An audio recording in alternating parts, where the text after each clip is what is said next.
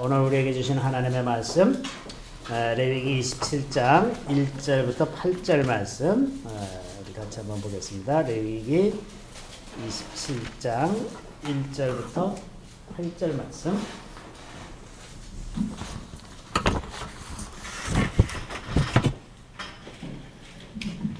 자, 우리 다 같이 읽겠습니다. 여호와께서 모세에게 말씀하여 이르시되 이스라엘 자손에게 말하여 이르라. 만일 어떤 사람이 사람의 값을 여호와께 드리기로 분명히 서원하였으면 나는 그 값을 정할지니 내가 정한 값은 20살로부터 60살까지는 남자면 성소의 세겔로 은 50세겔로 하고 여자면 그 값을 30세겔로 하며 5살로부터 20살까지는 남자면 그 값을 20세겔로 하고 여자면 10세겔로 하며 1개월로부터 5살까지는 남자면 그 값을 은 5세겔로 하고 여자면 그 값을 은 3세겔로 하며 60살 이상은 남자면 그 값을 15세겔로 하고 여자는 10세겔로 하라. 그러나 서원자가 가난하여 내가 정한 값을 감당하지 못하겠으면 그를 제사장 앞으로 데리고 갈 것이요 제사장은 그 값을 정하되 그 서원자의 형편대로 값을 정할지니라. 아멘. 저는 오늘 이 말씀을 가지고 소원 예물의 값이라는 제목으로 잠시 말씀을 드리려고 합니다. 이제 성경에 이 서원이라는 단어가 있고 맹세 그리고 이제 약속 이렇게 말로 하는 어떤 행위들에 관한 규정들이 조금 있죠. 그래서 이것들을 좀 같이 생각을 해보고 이것이 이제 주님의 말씀과 어떻게 연결되는지 좀 생각해 보려고 합니다.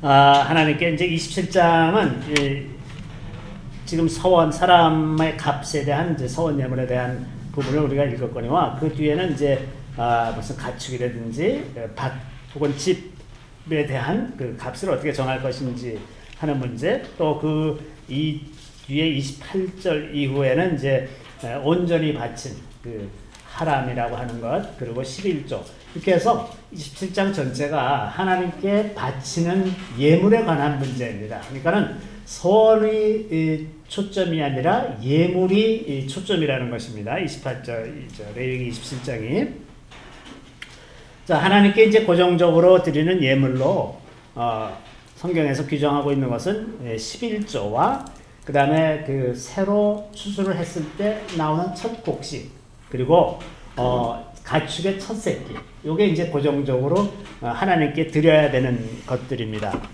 그런데 이제 비정기적으로 드리는 예물들이 있는데, 예를 들면 속죄제나 속건제를 드리거나 화목제 제물을 드리거나 이런 것들은 비정기적으로 필요에 따라서 이제 하게 되는 것이고, 그 다음에 이제 이 소원 예물이 있습니다. 내가 어떤 은혜를 입었다든가 혹은 어떤 간절한 소원이 있어서 하나님께 소원하고자 할 때 이렇게 소원 예물을 드릴 수가 있는 거죠. 그래서 제일 먼저 하는 것이 여기 그 오늘 본문에 있는 그 사람의 값을 그 하나님께 드리기로 소원했을 때, 사람의 값이라고 하는 것은 이 당시에는 아직 그 오늘날과 같은 시장 경제가 잘 발달해 있지 않기 때문에 사람의 값이라는 것은 그 노동력이죠, 노동력. 그러니까 내가 그 하나님의 전에 가서 이렇게 나의 노동력으로 섬기려고 하는데 그것을 값으로 쳐서 예물을 드릴 때 그 값을 얼마나 칠 거냐. 그래서 사람의 노동력을 이제 값으로 환산한 그런 의미입니다.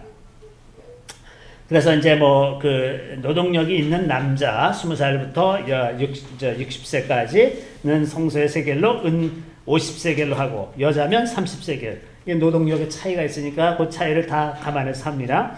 또 이제 5살부터 20살까지는 남자는 20세겔, 여자는 10세겔. 또 1개월부터 5살까지 남자는 은 5세겔, 여자는 3세겔. 또 이제 노인이 돼서 60살 이상이면 남자는 15세겔, 여자는 10세겔로 하라. 이렇게 이제 정했어요. 이것이 구체적으로 어느 정도의 가격인지는 사실은 잘 알지 못합니다. 왜냐하면 이 성소의 세겔의 단위가 어느 정도나 되는지 잘 알지 못하죠. 이 세겔이 돈의 단위가 되기도 하고 그 무게의 단위가 되기도 합니다. 근데 화폐로서는 금으로 하는 경우는 별로 없고 대개는 은을 이제 화폐 세겔로 삼는데 은 한 세겔이 대략 16g 정도 됩니다. 그래서 오늘 그 은 시세를 보니까 은 1g에 한 1,000원쯤 해요. 그러니까는 16g이면 16,000원이지 않습니까? 그러니까 한 세겔에 한 16,000원 된다고 치면 50세겔이면은 뭐 한 80만 원 정도 되는 건가요? 그러니까 이제 인력의 노동력의 그 가치가 한 수십만 원 정도의 단위라고 생각하시면 맞을 겁니다.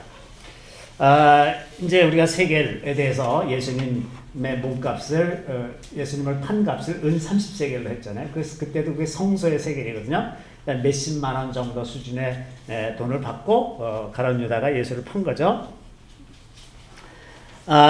그 뒤에는 이제 가축일 때는 어떻게 해라 이제 그런 내용이 있고, 또 집일 때는 14절 15절에는 집일 때는 그 값을 제사장이 정해야 합니다. 사람에 대해서는 이게 정해져 있어요. 사람에 대해서 이게 정해져 있다는 것이 가령 제사장이 임의로 과도하게 많이 분분되거나 이럴 수 없게 정하는 그런 의미가 있죠. 그러니까 권력을 임의로 행사하지 못하고 모든 세율과 세목을 법률이 정하는 것처럼 이렇게 그 사람의 값을 미리 정해놔서 그 이상을 받지 못하게 하는 그런 효과도 있을 겁니다. 어쨌든 이제 집은 이제 제사장이 정하게 되어 있고, 그 다음에 그 밭에 대해서 이제 16절부터 쭉 나오는데, 밭은 이제 그 토지 무르기 제도가 있잖아요. 그 신년 제도가 있어서 그 밭의 값을 정하는데, 이것도 정한 규칙이 있습니다. 16절에 보면 보리 한 호멜지기에는 은 50세겔로 계산할지며, 이게 마치 우리나라에서도 그 마지기 개념 있잖아요. 마지기 개념. 그 마지기라고 하는 것이 벼 4가마를 수확할 수 있는 면적이 한 마지기예요. 그러니까 그 정확한 면적이 아니라 수확을 얼마나 할 수 있느냐에 따라서 이게 조금씩 달라지는 거죠. 그런 것처럼 여기 16절에 있는 말씀도 보리 한 호멜을 거둘 수 있는 그거를 은 50세겔로 계산하라. 그러니까 생산성이 좀 낮으면 싸고 생산성이 좀 높으면 땅값이 좀 더 비싸고 그렇게 되는 거죠. 그렇게 계산하고, 그 다음에 이제 희년이 될 때까지 토지를 무르지 않으면 그냥 영원히 제사장에게 귀속되는 땅이 되고, 그 전에 이제 무르려면 그 희년까지 남은 횟수를 계산해서 그 땅값을 치르고 다시 되돌려 받을 수 있다. 이제 그런 식으로 지금 되어 있습니다. 그래서 이제 서원을 어떤 것으로 서원을 드리든지 간에 그 서원 여물을 이제 그 값을 정할 수 있다고 이렇게 규정하고 있는 거죠. 그런데 이제 여기 오늘 읽은 8절에 보면 가난한 사람, 서원자가 가난해서 그렇게 이 값을 다 치르지 못할 것 같으면 제사장한테 데리고 가서 그 제사장이 그 형편에 따라서 값을 조정해줘라. 이제 이런 계명이죠. 자, 이렇게 이제 값을 정한 것은 이게 왜 이렇게 이런 것들을 정하셨을까? 사람이 이제 하나님 앞에 헌신하고자 하는 방법이 살아보면 여러 가지가 있지 않습니까? 어떤 사람은 제사장이나 레위인들처럼 그 삶이 애초부터 혈통으로 하나님께 드려진 사람도 있지만, 살다가 보면 어떤 사람이 이제 이런저런 은혜를 입고 내가 좀 헌신하면 좋겠다 이런 생각을 하는 사람들도 있을 수 있고, 또 어떤 사람은 이제 간절한 소원으로, 예를 들면 이제 그 한나, 사무엘의 어머니 한나가 정말 아들이 하나 있었으면 좋겠다. 내가 아들을 낳지 못하니까 그렇게 구박받고 사는 것이 너무나 마음이 속상해서 정말 아들이 있으면 좋겠다. 그러면 그 아들을 하나님께 드릴 텐데, 이런 그 간절한 소망 때문에 이렇게 서원하게 되는 그런 경우도 생기죠. 일상적으로 우리 신앙생활 속에서 이렇게라도 하고 싶은 그런 마음이 들 때가 있습니다. 그죠? 간절한 소망 때문에, 혹은 너무나 감사해서.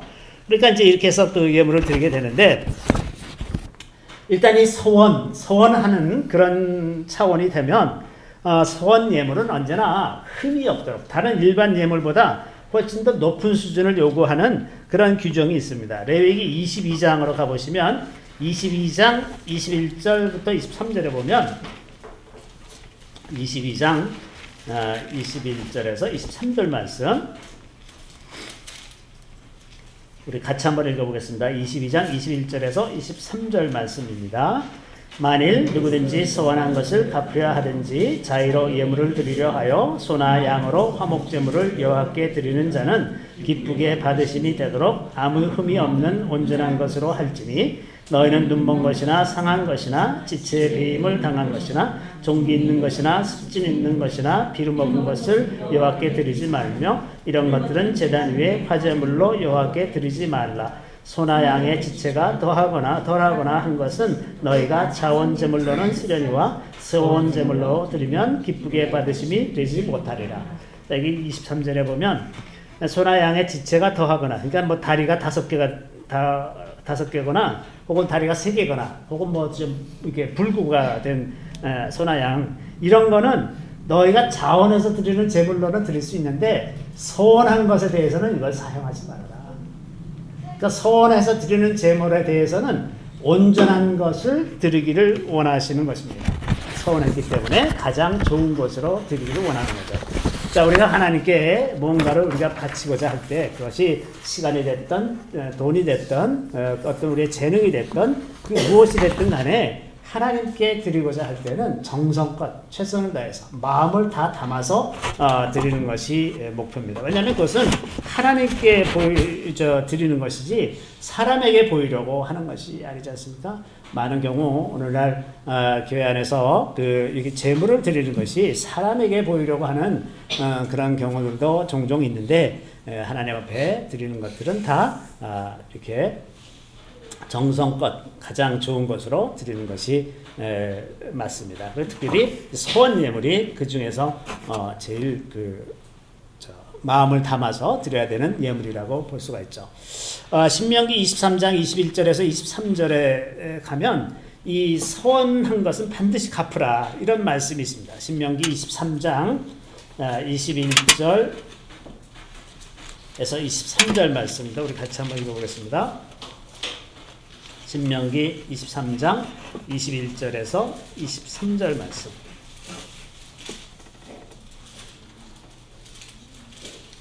우리 다 같이 읽습니다. 내 하나님 여호와께 서원하거든 갚기를 더디하지 말라. 내 하나님 여호와께서 반드시 그것을 내게 요구하시리니 더디면 그것이 내게 죄가 될 것이라. 내가 서원하지 아니하였으면 무죄하리라. 그러나 내 입으로 말한 것은 그대로 실행하도록 유의하라. 무릇 자원한 예물은 네 하나님 여호와께 내가 소원하여 입으로 언약한 대로 행할지니라. 자, 하나님께 어떤 소원을 했으면 늦추지 말고 최대한 빨리 그것을 갚도록 해라. 그것을 더디하면 그것이 죄가 될 것이다 하는 내용하고 차라리 소원하지 않으면 괜찮아요. 그러니까 소원할 때는 늘 조심을 해야죠.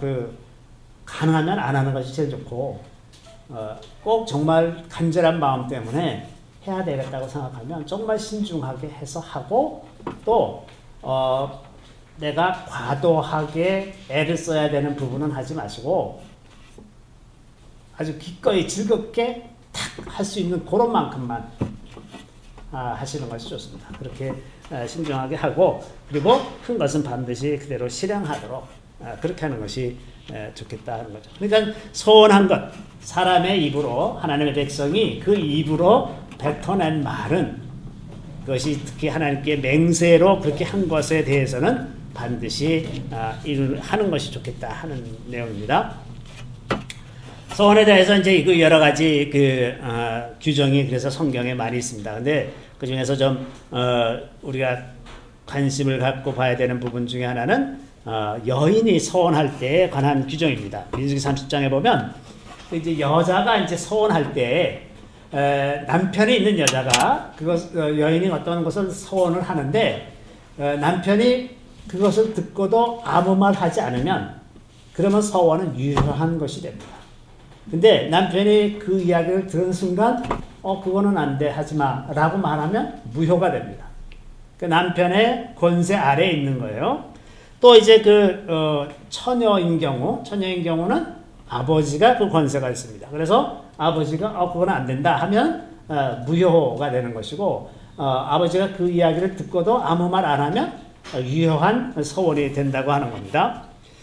그런데 반면에 과부나 이혼당한 여자는 그 보호가 없어요. 이런 영적인 보호가 없기 때문에 이런 사람들이 서원한 것은 반드시 지켜야 되는 서원이 됩니다. 그래서 이게 이제 그 영적인 보호장치, 남편이 아내의 영적인 보호장치 역할을 하는 거죠. 그 남편의 권세 아래 두어가지고 하나님의 질서가 남편을 통해서 아내에게 복을 주는 질서이기 때문에 그 영적인 질서도 이렇게 남편 아래에서 서원하도록 그렇게 되어 있다고 하는 것입니다. 또 이제 그 서원 중에 그 나실인의 서원도 있습니다. 서원 중에 아마 가장 높은 수준의 헌신이 그 나실인의 서원일 것 같은데, 민수기 6장을 좀 우리가 한번 가보도록 하겠습니다. 민수기 6장. 자, 나실인의 서원은 레위인이나 제사장은 혈통으로 태어나는 것이기 때문에 다른 사람들은 하나님께 봉사하고자 하더라도 그런 수 있는 길이 없어요. 그러니까 유일하게 그렇게 전적으로 헌신해서 할 수 있는 방법이 나실인의 서원을 하는 것입니다. 나실인의 서원.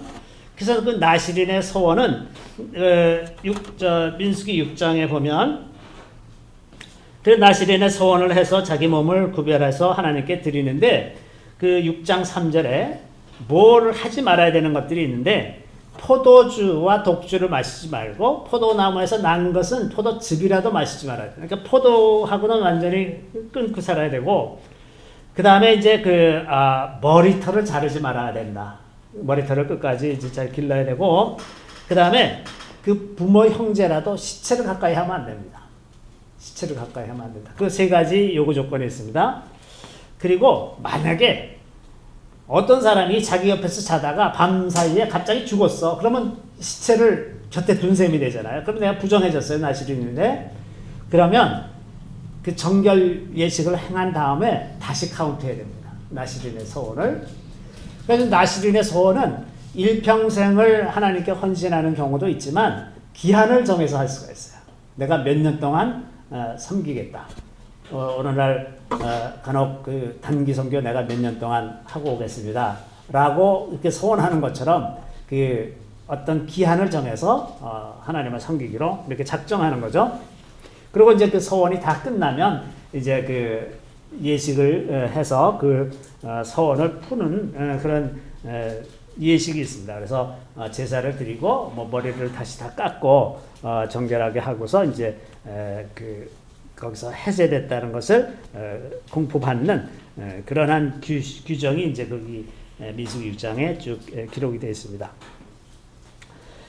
자, 그래서 이제 그 소원이 이게 구약 시대에 그 제도적으로 혈통으로 오는 그 제사장과 레위인의 관계에서 그것을 그 틀에 얽매지 않고 그것을 뛰어넘어서 헌신하고 싶은 사람들, 그것은 뭐 헌물을 하든지 자기의 삶을 들여서 하나님을 섬기든지 이런 경우들이 이제 그 소원하게 되는 경우이죠.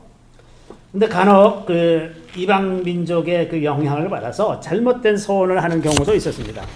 예를 들어서 사사 입다 같은 사람은 이제 암몬 자손하고 전쟁을 하러 나가면서 하나님께 이렇게 기도를 합니다.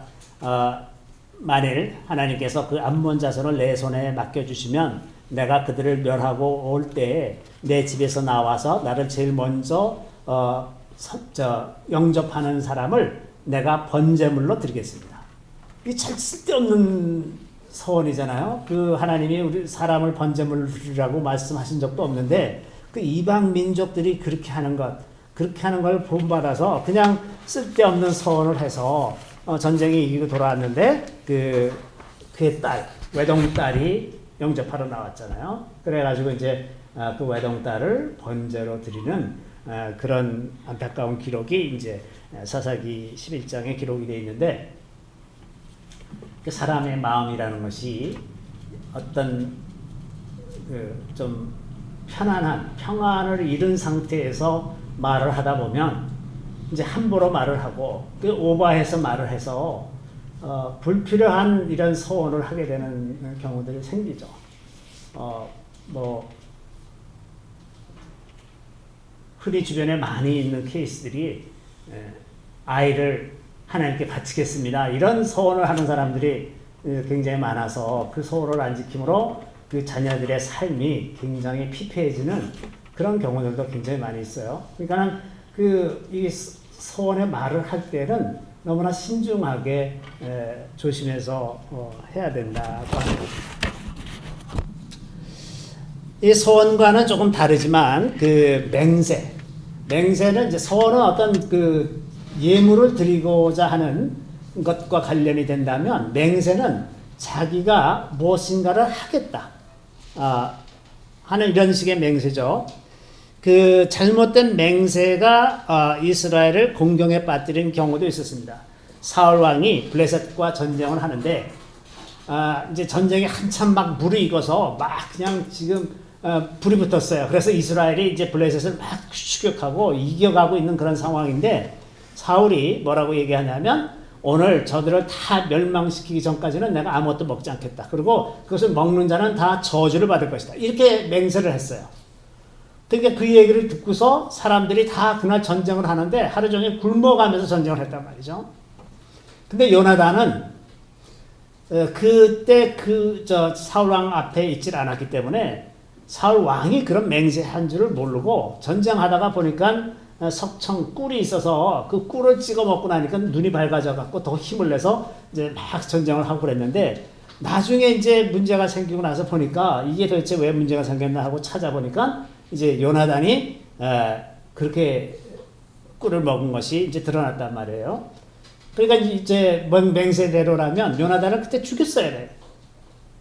근데 사람들이 그럴 수가 있냐, 요나단 때문에 지금 이렇게 전쟁이 잘 돼가지고 이겼는데 요나단은 죽이면 안 된다, 사람들이 이렇게 하니까는 사울이 그냥 넘어갔단 말입니다. 그러니까 이게 쓸데없는 맹세를 해가지고 자기 아들을 곤경에 처하게 만들고 결국은 그것 때문에 이스라엘을 아주 곤란에 빠뜨린 이런 일들, 이런 그 사람들의 그 잘못된 맹세 때문에 어려워지는 경우들을 이제 보죠.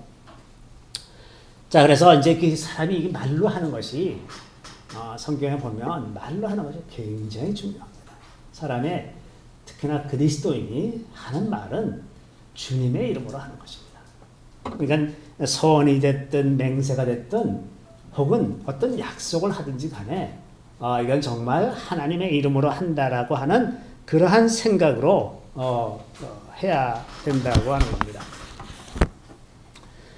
종종 이렇게 그 서원 예물을 드리는 것이 한나가 아들을 갖기 위해서 그랬던 것처럼 어떤 간절한 마음으로 하는 것도 있지만, 그 하나님과의 관계를 어떤 조건적인 거래 관계로 이해하는 그런 성향 때문에 서원을 하기도 합니다. 주님께서 이렇게 해주시면 내가 이렇게 하겠습니다. 이렇게 조건을 거는 거죠. 야곱이 이제 에서가 야곱을 죽이려고 하니까 어머니가 이제 너 그러지 말고 외삼촌 댁에 가 있어라. 그래서 이제 바단 아람으로 떠나가는데, 가다가 베델에서 밤에 이제 이렇게 얘기합니다. 밤 야곱이 소원하여 이르되, 하나님이 나와 함께 계셔서 내가 가는 이 길에서 나를 지키시고 먹을 떡과 입을 옷을 주시어 내가 평안히 아버지 집으로 돌아가게 하시오면 여호와께서 나의 하나님이 되실 것이요 내가 기둥으로 세운 이 돌이 하나님의 집이 될 것이요 하나님께서 내게 주신 모든 것에서 10분의 1을 내가 반드시 하나님께 드리겠나이다. 자, 여기 이제 그 야곱이 이런 소원을 했어요. 근데 지금 하는 야곱의 그 소원 내용을 가만 보면 되게 웃기는 거예요. 뭐가 웃기냐 하면 이렇게 해서 하나님께서 나를 지켜서 다시 여기까지 다 돌아오게 하고 그동안에 다 먹을 것 입을 것을 다 주시면 그러면 하나님이 나의 하나님이 될 거야. 하나님과의 관계를 자기가 정해. 대단한 사람이야. 하나님을 막 이렇게 자기가 주장할 수 있을 것 같이 생각을 하는 거예요. 그리고 내가 기둥으로 세운 이 돌이 하나님의 집이 될 것이죠. 하나님께서 내게 주신 모든 것에서 10분의 1을 내가 반드시 하나님께 드리겠나이다. 자, 이렇게 맹세를 했는데 그 어떤 것도 사실은 야곱이 지킬 수 있는 건 하나도 없습니다. 거기에 베델에 하나님의 집이 세워진 것은 훨씬 후대 여로보암 시대에 우상 숭배하기 위해서 세워졌어요. 그러니까 거기 이름은 베델이지만 거기에 하나님의 집이 있었던 적이 없었고, 또 이제 10분의 1을 하나님께 드리겠다 그랬는데 야곱의 평생 10분의 1을 하나님께 드린 적이 어떤 기록에도 없습니다. 그래서 다 이게 헛맹세예요. 헛맹세. 헛된 소원. 아마도 야곱이 그 삶이 그렇게 허무하고 힘든 삶을 살게 된 것은 아마도 이런 태도 때문이 아니었을까. 그 자기가 급하면 막 이렇게 맹세를 하고 뭐하고 이래가지고 하나님의 도우심을 받으려고 어떻게 해서든지 받으려고 하는데, 조금 심하게 얘기하면 이 야곱이 자기 아버지와 형을 속인 것 같이 하나님도 속이려는 그 태도가 남아있는 게 아닌가. 그런 생각도 좀 들어요. 이게 습관처럼 어떻게 해서든지 자기 목표를 달성하기 위해서 수단 방법을 가리지 않아. 그러고서는 지킬 거 하나도 안 지킨단 말이죠. 또 그 나중에 에서하고 대면해서 다시 돌아올 때 이제 에서하고 대면해서 얘기할 때에도 야곱이 에서 보고 뭐라 그러냐면, 형 먼저 가십시오. 내가 먼저 뒤따라 가겠습니다. 그리고 글로 안 갔어. 그러니까 이제 그 야곱은 계속해서 거짓말을 많이 하면서 살아요. 그렇게 안 해도 됐을 것을 쓸데없이 말을 해서 그렇게 되지 않았을까, 그런 생각이 좀 듭니다. 그렇게 이제 그 하나님과의 관계를 어떤 주고받는 거래 관계로 이해하다 보면 이제 이런 마음이 자꾸 드는 거죠. 그러니까 우리가 닥친 현실 속에서, 우리가 닥친 그 어려움 속에서 그 어려움을 그 하나님의 도우심으로 이기기 위해서 조급한 마음이 생기는 것은 충분히 이해할 수 있는 일이지만, 그런 상황에서라도 그 마음을 지켜서 반드시 할 수 있는 말만큼만 하는 거, 이런 훈련. 우리가 조급함으로써 자꾸 오버하는 이야기, 부적절한 이야기를 하게 되는 성향이 우리한테 있다는 거예요. 그래서 그것을 좀 조심해야 되겠다는 생각이 드는데, 그래서 아마도 주님께서 그런 이유 때문에 산상수훈에서 맹세하지 말라는 말씀을 하시지 않으셨을까, 이런 생각을 합니다. 마태복음 5장에 가보겠습니다. 마태복음 5장 33절에서 37절 말씀.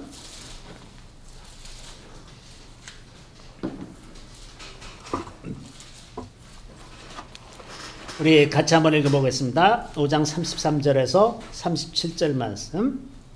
또 옛사람에게 말한 바 헛맹세를 하지 말고 내 맹세한 것을 주께 지키라 하였다는 것을 너희가 들었으나 나는 너에게 이르노니 도무지 맹세하지 말지니 하늘로도 하지 말라. 이는 하나님의 보좌이며 땅으로도 하지 말라. 이는 하나님의 발등상이며 예루살렘으로도 하지 말라. 이는 큰 임금의 성이며 내 머리로도 하지 말라. 이는 내가 한터럭도 희고 검게 할 수 없음이라. 오직 너희 말은 옳다 아니라 하라. 이에서 지나는 것은 악으로부터 나느니라. 아멘. 자, 주님께서는 우리에게 맹세하지 말아라. 아예 맹세하지 말아라. 그 하늘을 두고 맹세한다고 한들 네가 하늘을 어떻게 마음대로 할 수 있느냐? 네가 땅으로 두고 맹세한들 네가 땅을 마음대로 할 수 있느냐? 예루살렘을 두고 맹세한들 네가 예루살렘을 마음대로 할 수 있는 자가 아니지 않느냐? 그러니 그리고 또 내 머리털로 하지도 말아라. 왜 머리털 희고 검게 하지도 못하면서, 그러면서 어떻게 네가 그것을 두고 맹세를 할 수가 있느냐? 너의 권한이 아무것도 없지 않느냐? 그러니 다만 옳은 것은 옳다고 하고 아닌 것은 아니라고 그렇게만 말을 해라. 그거보다 오버하는 것은 다 어디서 나오느냐? 악으로부터 나느니라. 다 악한 것이다 하는 겁니다. 자, 결국은 우리가 하는 모든 것, 하나님께서 우리에게 주셔서 우리가 갖고 살아가는 어떤 재능이나 혹은 기회, 기회, 재능과 기회 이 모든 것이 다 하나님의 선물입니다. 그죠? 그러니까 우리가 이 시대에 태어나서 이렇게 살아가는 것도 하나님의 선물이에요. 우리가 200년 전에 태어났을 수도 있었고 300년 전에 태어났을 수도 있었지만 하나님께서 이 시대에 한국에서 태어나서 이 상황을 누리면서 살 수 있도록 하시는 것도 다 하나님께서 하시는 일이고 우리에게 주신 재능들도 다 하나님께로부터 오는 겁니다. 그러면 하나님께서 모든 것을 다 주신 것이고 우리가 할 수 있는 일은 참 그거에 비하면 얼마 안 되는데 그러면 우리가 하는 일은 다 무가치하냐? 사람이 할 바가 하나도 없느냐? 우리 종종 여기에 이제 이런 문제에 부딪히죠. 그러니까 사람이 할 바는 해야 된다라는 생각이 종종 우리를 사로잡아서 하나님을 앞질러가는 수가 생기죠. 뭐 사울 왕이 이제 제사를 드리고 나가서 전쟁을 해야 되는데 사무엘이 오지 않으니까 앞질러서 나라도 가서 제사해야 되겠네. 그러고서 자기가 제사를 하고 나니까 바로 사무엘이 오는 바람에 하나님께로부터 책망받는 그런 장면도 있는데 우리가 항상 그 갈등하는 부분들이 우리가 하는 것과 하나님이 하셔야 되는 일들 사이의 갈등 이런 것들을 우리가 이제 많이 겪죠. 그러면 이렇게 이제 맹세하거나 서원하거나 이런 일들을 하는 것, 이것은 장래의 일에 대해서 내가 뭔가를 정하는 것과 마찬가지인데 이런 것을 할 수가 없다면 우리의 의미는 뭔가, 우리는 도대체 우리의 인생은 뭔가, 우리가 스스로 아무것도 할 수 없는 것 아니냐, 그런 걸 하지 말라고 그러는 것 아니냐, 그렇게 생각이 들 수가 있잖아요. 그래서 이것이 이제 우리 신앙생활에 상당히 우리를 이제 괴롭히는 그런 부분 중에 하나입니다. 그런데 좀 다른 각도에서 생각을 하면 하나님께서 우리에게 주셔서 누리게 하시는 은사나 기회들은 다 하나님께로부터 온 것입니다. 그래서 그 은사나 기회들로 인해서 영광을 받아야 될 분은 당연히 하나님이세요. 원래 이 바탕. 근데 그것이 마치 우리에게서 온 것처럼 그 결과로 우리가 하나님께 무엇을 갚는다고 하는 생각의 출발점이 좀 어긋나 있는 거죠. 이게 원래 하나님께로부터 온 것인데 그걸 내가 받아서 했다고 해서 내가 하나님께 자랑하고 내세울 것이 되는 것이 아니라고 하는 거죠. 근본적으로 그게 아니죠. 또 더군다나 그것으로 다른 사람에게 나의 자랑을 삼고 그것으로 나의 정체성을 삼는 것. 세상에 많은 사람들은 자기의 업적과 실적 이런 것으로 자기의 정체성을 삼아서 자기의 존재 가치를 거기서 찾고자 하는 그런 성향들이 많이 있지 않습니까? 자, 이런 것들이 다 하나님께로부터 온 것을 가지고 마치 자기에게서 나온 것처럼 착각해서 만들어내는 잘못된 결과들이죠. 그렇다면 이게 다 잘못된 거라면 그러면 도대체 뭐 때문에 하나님께서 우리에게 은사와 기회들을 주시느냐? 아주 성경이 분명하게 이야기하는 것은 우리로 즐겁게 살게 하기 위해서 그런 겁니다.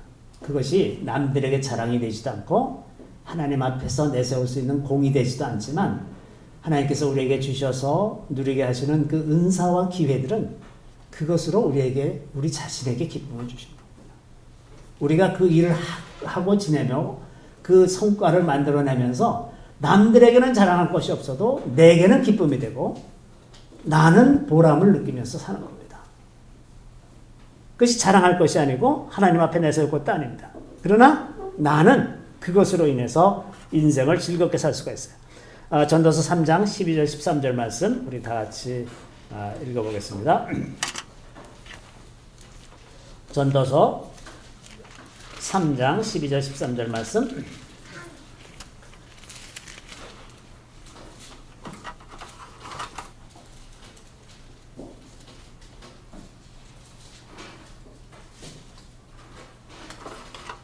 우리 다 같이 읽습니다.